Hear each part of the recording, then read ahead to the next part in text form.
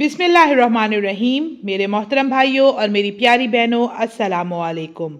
آج ہم بات کریں گے اس درود کے بارے میں جو اولیاء کرام اور بزرگوں میں کثرت سے پڑھا جانے والا درود ہے۔ کیا آپ چاہتے ہیں کہ دعائیں جلد قبول ہوں، رزق کے مسائل اور پریشانیاں جلد حل ہوں؟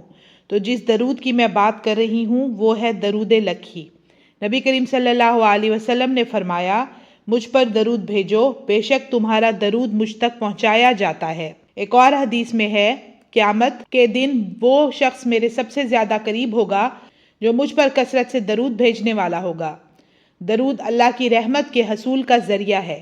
اولیاء کرام اور علماء حضرات کے نزدیک درود لکھی دعاؤں کی قبولیت میں آسانی، بڑی سے بڑی پریشانی کا حل، رزق میں برکت و وسعت، دل کا سکون اور بے چینی کا خاتمہ، گناہوں کی معافی اور نبی کریم صلی اللہ علیہ وسلم کی محبت میں اضافے کا باعث ہے۔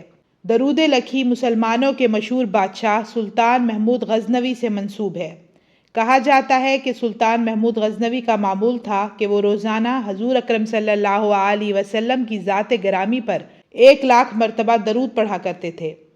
ایک رات خواب میں سلطان محمود غزنوی کو حضور اکرم صلی اللہ علیہ وسلم کی زیارت ہوئی اور آپ صلی اللہ علیہ وسلم نے خواب ہی میں محمود غزنوی کو یہ درود سکھایا اور فرمایا کہ نماز فجر کے بعد 1 مرتبہ پڑھ لیا کرو تو 1,00,000 مرتبہ درود پڑھنے کا ثواب ملے گا۔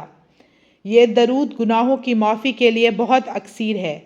اگر کوئی اس درود کو 11 مرتبہ روزانہ 40 دن تک پڑھے گا تو اللہ کے حضور اس درود کے وسیلے سے بخشش مانگے گا، انشاءاللہ معاف کر دیا جائے گا۔ اس کے علاوہ دنیاوی حاجات کے لیے روزانہ 1 مرتبہ پڑھنا انتہائی مؤثر ہے۔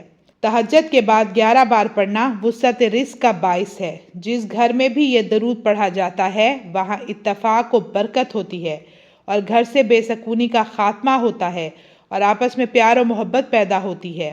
تو ویورز، اس درود پاک کو دن میں 1 دفعہ لازمی پڑھیں۔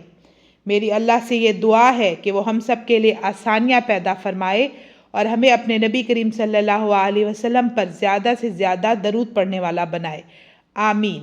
تو ویورز، مجھے دیجیے اجازت، انشاءاللہ میں پھر حاضر ہوں گی۔ اپنا ڈھیر سارا خیال رکھیے گا، دعا میں یاد رکھیے گا۔ اللہ حافظ۔